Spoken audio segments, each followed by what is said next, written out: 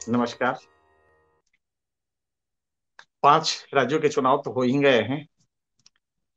जो सबसे बड़ी बात हुई है, जिस पे नजर लोगों की कम गई और उत्तर प्रदेश के चुनाव परिणामों पे ज्यादा गई, लोगों ने ये नहीं देखा कि जो आपका इमरजेंस है पंजाब में, आपकी सरकार, और वो भी 3/4 मेजोरिटी के साथ, जो कि आंधी तूफान होता है। अब जनता जब वोट देती है तो आंधी दिखाई नहीं देती है, तूफान दिखाई नहीं देता। धीरे से जाके जब परिणाम आते हैं तब समझ में आता है कि हम जिसे देख नहीं पाए वो आंधी थी। ये दोष हमारे हम पत्रकारों का है। इसके बारे में कभी फिर तबसरे से बात करेंगे कि हम क्यों नहीं जनता की पल्स को फील कर पाते, क्योंकि हमें उन गरीबों के झोपड़ियों में रहना पड़ेगा। होटल से निकल के बिस्लरी के बोतल गाड़ी में रख के जब हम चलते हैं, और जब जब पेशाब लगती है तो ढाबे के बगल के खेत में चले जाते हैं गाड़ी रुकवा के, और उसके बाद एक बढ़िया चाय बनाने को कहते हैं, और इस हिदायत के साथ कि गर्म पानी से कप धो लेना, क्योंकि जो पहले पिया था वो तो गरीब होगा, पता नहीं क्या बैक्टीरिया लेके बैठा होगा। इस हिदायत के साथ जब हम अगल बगल वाले जो चाय के पास बैठे हैं उनसे पूछते हैं कि क्या माहौल चल रहा है, और उस पर एक बढ़िया अंग्रेजी में शेक्सपियर का कोट डाल के या कोई बड़ी बढ़िया लंतरानी बांटते हुए लिख देते हैं, तो हम समझते हैं कि हमने जनता का नफ्स टटोल लिया ढाबे में पहुंच के। और फिर अगला शहर देखते हैं, और जब अगला शहर जाते हैं तो देख लेते हैं कि दारू वारू की व्यवस्था है कि नहीं। अधिकांश पत्रकार ये करते हैं। इस वजह से सही फील नहीं मिलता। हम चाहेंगे, इन रिपोर्टरों पे इतना खर्च हो रहा है, तमाम होटल का खर्च, गाड़ी का खर्च, ये अगर गरीब के यहाँ रहें और उसको कोई खर्च का बोझ ना पड़े, उसके चूल्हे की बनी रोटी खाएं, उसी जैसा जीवन 2-3 दिन जिए, और तब उनसे बात करके यकसा हो आइडियोलॉजिकली और एक तादाद में स्थापित करें, तब जाके उसके मन की बात मालूम हो गई। उसको आप कंपेंसेट करें, उसके बच्चे के लिए ढेर सारी किताबें दें, उसके बच्चे के लिए बढ़िया कपड़े दें, लेकिन रहें आप उस गांव में, और 1 दिन 2 दिन 3 दिन रह के समझे, अगल बगल के पड़ोसी गांव में जाएं, तब जाके समझ में आएगा कि फील क्या है। 5 स्टार होटल से उतर के जब हम बिस्लरी की बोतल का क्रेट डाल देते हैं, 2-3 बोतल दारू की रख लेते हैं अगले शहर जाने के लिए, और रास्ते के ढाबे में हम अपनी एनालिसिस करते हैं, अपना फील लेते हैं, तो कभी भी सही नहीं होगा। क्यों ना हम इन तथाकथित एडिटरों को, तथाकथित रिपोर्टरों को, तथाकथित एंकरों को, किसी एग्जिट पोल वाले जो साबुन तेल की टिकिया भी पता करने के लिए जाते हैं, राय शुमारी करते हैं कि बड़ी टिकिया चाहिए कि छोटी टिकिया चाहिए साबुन की, वही लोग 15 मिनट में जो असेसमेंट कर सकते हैं एग्जिट पोल में, हमारा रिपोर्टर 3-3 दिन, 3-3 महीना रह के नहीं कर पाता है। तो ये हमारी गलती है, हमारी, हम जनता का नब्ज नहीं पकड़ पाते। आप की आंधी थी, यूपी में बीजेपी बहुत अच्छा की, क्यों नहीं हमें समझ में आया। तो हम, खैर, इस समय आपकी बात करते हैं। आप एक साइलेंट रिवॉल्यूशन है, आम आदमी पार्टी एक साइलेंट रिवॉल्यूशन है। वक्त लगेगा, लेकिन उसकी मकबूलियत परमानेंट होगी, क्योंकि वो इमोशनल इशू पे नहीं है, वो हिंदू मुसलमान पे नहीं है, वो जाति पे नहीं है। अगर है कहीं तो भ्रष्टाचार के खिलाफ है। गवर्नेंस का दिल्ली मॉडल जो है, आप ताजुब करेंगे कि 25% हेल्थ में, 15% एजुकेशन में कौन सी सरकार करती होगी। आप ये कह सकते हैं दिल्ली के पास ज्यादा काम नहीं है, दिल्ली गवर्नमेंट के पास, इसलिए शिक्षा और स्वास्थ्य में खर्च करती है। तो ये बात सही है कि एक रियल चैलेंज पंजाब में होगा। पंजाब इतने वर्षों में लगातार भयंकर भ्रष्टाचार का शिकार रहा, नशाखोरी का शिकार रहा, मंत्री तक तस्करी में है, नशे की तस्करी में है, अनाप शनाप पैसा पैदा कर चुके हैं। लिहाजा जो पंजाब का डेवलपमेंट था वो हो नहीं पाया। नतीजा ये हुआ कि वैसे तो पंजाब का बजट 1,61,000 करोड़ का होता है, लेकिन आपको ताजुब होगा कि ऋणम कृत्वा घृतम पिबेत का भारत में किसी राज्य में इससे बेहतर उदाहरण नहीं है। आप जानते हैं डेट कितना है? 2,73,000 करोड़। बजट के 1.5 गुना, जीडीपी का 45% आप कर्ज ले चुके हैं। हर व्यक्ति जो पैदा होता है वहां पे वो 1 लाख का कर्जदार होता है। और इस पे भी जरा गौर कीजिएगा, आज अरविंद केजरीवाल की पार्टी वहां गई है, मान को चीफ मिनिस्टर बनाया है, पिटारा खोल रखा है कि साहब ये भी देंगे वो भी देंगे, पता नहीं क्या क्या देंगे। कभी बजट गौर किया है? वहां की माली हालत पे गौर किया है? वहां पे जो टोटल रेवेन्यू आता है, होता यह है कि टोटल रेवेन्यू आप जब कोशिश करते हैं कि साहब टारगेट हमारा है, जिसको बजटरी एस्टिमेट कहते हैं रेवेन्यू कलेक्शन का, वो आप 95,000 करोड़ रखते हैं। बमुश्किल तमाम 70-72 हजार करोड़ आपका रेवेन्यू आता है। और इसमें से आप ताज्जुब करेंगे कि इंटरेस्ट में, डेट सर्विस जिसे कहते हैं, जो ब्याज होता है, 2,75,000 करोड़ के ब्याज देने में आप अपने जो रेवेन्यू है उसका करीब 45% गंवा देते हैं। कहां से आप लाएंगे? आपकी आमदनी ही 80, और फिर आपको दिल्ली का अनुभव केंद्र के साथ है। आप जानते हैं कि केंद्र आपको एक अन्नी भी नहीं देने जा रही है एक्स्ट्रा। कहां से आप वो रेवेन्यू लाएंगे? और वादा क्या किया है? हर एडल्ट महिला को 1,000 रुपए। जरा सुनिएगा, पॉपुलेशन 3 करोड़ है, गालिबन 1.5 करोड़ महिलाएं होंगी। एडल्ट महिलाएं करीब 80 से ज्यादा, 80 लाख से ज्यादा होंगी। हम उनको भी छोड़ देते हैं, उसमें कुछ पैसे वाले हैं, वो 1,000 आपका नहीं लेंगे। उसमें भी हम देखते हैं, मैंने जोड़ा तो करीब 40 लाख ऐसी एडल्ट महिलाएं होंगी जिनको आप 1,000 रुपया महीने का वादा किए हैं। जानते हैं ये होता कितना है? हर महीने, हर महीने ये 30 लाख महिलाओं को देंगे 1,000 रुपए, तो ये 300 करोड़ होगा हर महीने।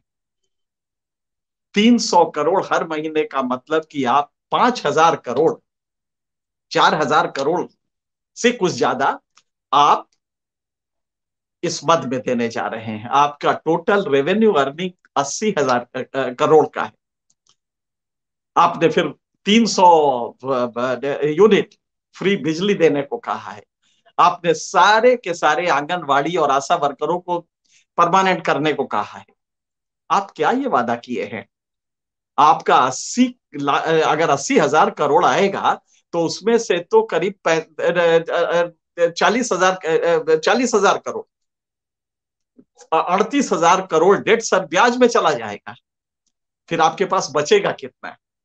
आपके पास सड़क बनवाने के लिए, फिर आपने जो तनख्वाहें दी हैं, बाकी सब तनख्वाह भी आप इससे नहीं दे पाएंगे। जनता को देना तो छोड़ दीजिए, क्योंकि आपके यहाँ जो वेतन है, स्वास्थ्य अच्छा होता है, आपके यहाँ लोग लंबी उम्र तक जीते हैं पंजाब में, लिहाजा पेंशन है। आर्मी के लोग हैं उनका भी पेंशन है, खैर वो दूसरे हेड से आता है। लेकिन ये पूरा जो है आपके गवर्नमेंट के एस्टेब्लिशमेंट कॉस्ट में चला जाएगा।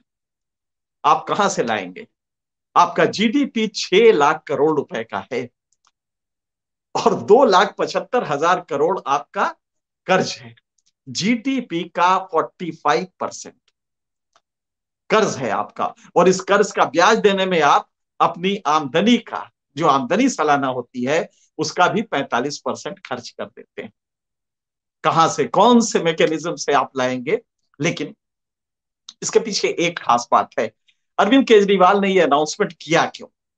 तमाम सारे वादे किए, उन वादों को मुकम्मल करने में अरविंद केजरीवाल के लिए पसीने छूटेंगे। और एक कमजोरी और है जो शायद अरविंद को मालूम होगी, क्योंकि वो फाइनेंस के रहे हैं।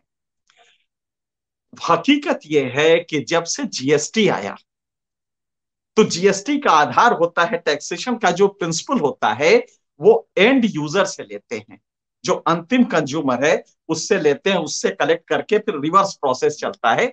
ये जीएसटी का बेसिक सिद्धांत है।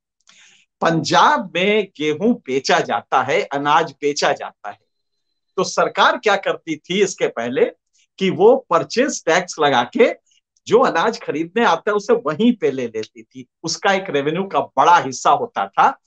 5% तो वो इस तरह लेती थी, और उसके बाद एक और वो लेती थी सरचार्ज, एक स्पेशल टैक्स डेवलपमेंट टैक्स करके लेती थी, वो 3.5% था।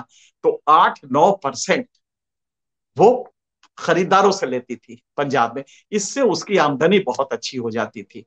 आपके पास वो भी चला गया, केंद्र सरकार आपको मदद नहीं करने जा रही है, तो आप ये सब कुछ कैसे करेंगे? लेकिन अरविंद ये जानते हैं, दिल्ली के चीफ मिनिस्टर महोदय ये जानते हैं कि अगर पंजाब में फेल हुए तो दिल्ली भी हाथ में नहीं रहेगा, और अगर पंजाब सक्सेसफुल हो गया तो मोदी के लिए एक बड़ी चुनौती राष्ट्रीय स्तर पे बनने जा रही है, क्योंकि ये मॉडल जनता को सूट करेगा। इस मॉडल में है क्या? जीरो करप्शन है अरविंद केजरीवाल की सरकार में। मैं ये अपने अनुभव से कह सकता हूं, बहुत डीपली अरविंद केजरीवाल की सरकार को देखा है, उस पार्टी के जन्म से सरकार बनने तक हमने देखा है। अरविंद केजरीवाल के सिस्टम में करप्ट होके कोई निकल नहीं सकता, लिहाजा करप्शन के मिनिमल चांसेस है उस राज्य में जहां इनके पास फुल पावर है। दिल्ली में इनके पास फुल पावर नहीं था, काम करने की ताकत नहीं थी। दिल्ली में कॉन्स्टिट्यूशनल अरेंजमेंट ऐसा था, दिल्ली को लेके जो कॉन्स्टिट्यूशन प्रोविजन थे उसमें हर स्टेप पे लेफ्टिनेंट गवर्नर का इन्वॉल्वमेंट होता था, केंद्र सरकार का इन्वॉल्वमेंट होता था। आप छींकने भी जाएंगे तो पूछ के जाएंगे लेफ्टिनेंट गवर्नर से, यह हकीकत थी। लेकिन पंजाब एक फुल स्टेट है, पंजाब में आप चाहें तो ये सब कर सकते हैं। लिहाजा अरविंद केजरीवाल पहला काम करेंगे कि करप्शन जीरो करेंगे, नशाखोरी बंद होगी। और ताकत आपकी, आपके वो एमएलए है 92, 117 के हाउस में 92, मतलब जबरदस्त मेजोरिटी है। विपक्ष के पास कुछ भी नहीं बचेगा बोलने के लिए, इतनी ब्रूट मेजोरिटी है।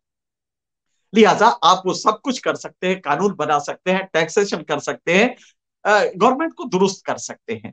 लिहाजा पहला हमला जो होगा वो करप्शन पे होगा। और आप जानते हैं कि अगर किसी भी सरकार में करप्शन मिनिमल कर दें, जीरो अगर ना भी करें, मिनिमल कर दें, तो जो डिलीवरी के प्रोडक्ट्स हैं वो बहुत आसानी से पहुंच जाएंगे।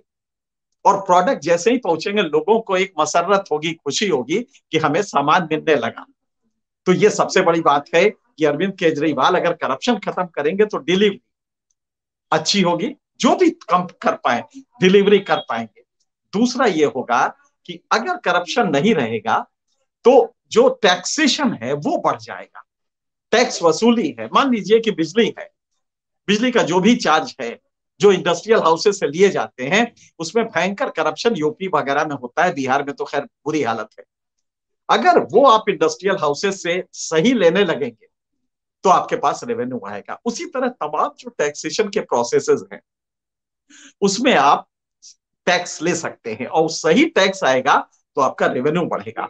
तो मुझे लगता है कि अगर करप्शन पे किसी तरह अंकुश लगा रहे हैं, और ध्यान रखिएगा करप्शन बहुत डीप रूटेड है, लिहाजा आप कोशिश तो करेंगे करप्शन दूर करने निहायत ईमानदारी से, लेकिन एक सामाजिक व्याधि है, और सामाजिक व्याधि सिर्फ कानून से नहीं जाती है।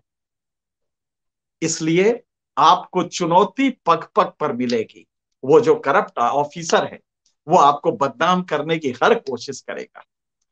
लिहाजा आप जब करप्शन से, यही वजह है, क्या वजह है कि संघ आज तक करप्शन के खिलाफ कोई आंदोलन नहीं किया? मोदी जी ने करप्शन के खिलाफ कोई भी हेड ऑन कोलिजन नहीं किया। दहशत होती है, क्योंकि करप्शन का रूट इतना अंदर तक है कि कोई मोदी, योगी, संघ, इससे बड़ी व्याधि तो कोई नहीं है ना भारत में। संघ बहुत ताकतवर है, लेकिन संघ की भी हिम्मत नहीं पड़ती है कि करप्शन पे हमला करे, उसी दिन संघ खत्म हो जाएगा। और यही अरविंद केजरीवाल के साथ हमें देखना है कि क्या अरविंद केजरीवाल वाकई इस चैलेंज को ले सकते हैं। दिल्ली में तो आप निभा ले गए, क्योंकि पुलिस आपके पास नहीं, जो सबसे बड़ा करप्शन का डेन है वो नहीं था आपके पास। आपके पास महापालिकाएं थी, वो करप्शन का डेन है, वो थी बीजेपी के पास। लिहाजा आप बच के निकल गए और एक छोटे से उसमें आपने करप्शन को रोका। लेकिन क्या पंजाब में इस पे हेड ऑन कोलिजन लेंगे?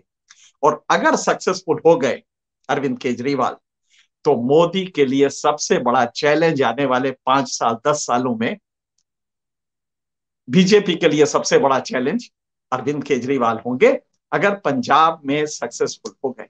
मैं समझता हूं कि इसको हम आप दोनों देखें, और अगर लगे कि अरविंद अच्छा कर रहे हैं तो हम जरूर उसकी तारीफ करें, लेकिन अगर जरा भी गलती कर रहे हैं तो हम लोग को खुलेआम उसको जनता के सामने लाना है।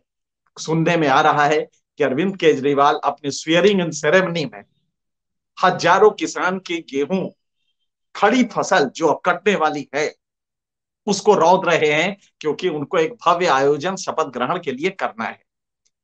कंपेंसेशन देंगे कि नहीं उन किसानों को? आखिर वो अनाज देश का नुकसान होने जा रहा है, क्या ये भव्यता जरूरी थी? तो पहली चूक अरविंद केजरीवाल की ये है कि ये जो कर रहे हैं, ये तो वही मोदी जी भी करते हैं, आप भी तो वही कर रहे हैं। मुझे लगता है कि अरविंद केजरीवाल को पहले ही मैसेज देना चाहिए कि हम ये सब नहीं करेंगे, एक सामान्य से आयोजन में हम लेंगे शपथ। ब्रूट मेजोरिटी है, क्या जरूरत है आपको ये नाटक? ऐसा जनता ने वोट ही तो दिया है, तो दुनिया जानती है।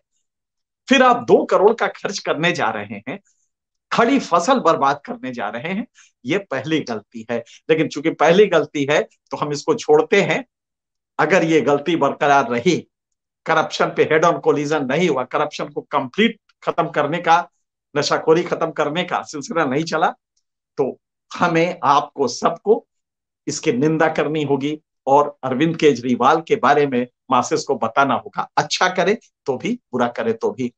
आज के लिए इतना ही, फिर अगले हफ्ते किसी और मुद्दे पे मिलेंगे। सत्य हिंदी का ऐप डाउनलोड करें गूगल प्ले स्टोर पर।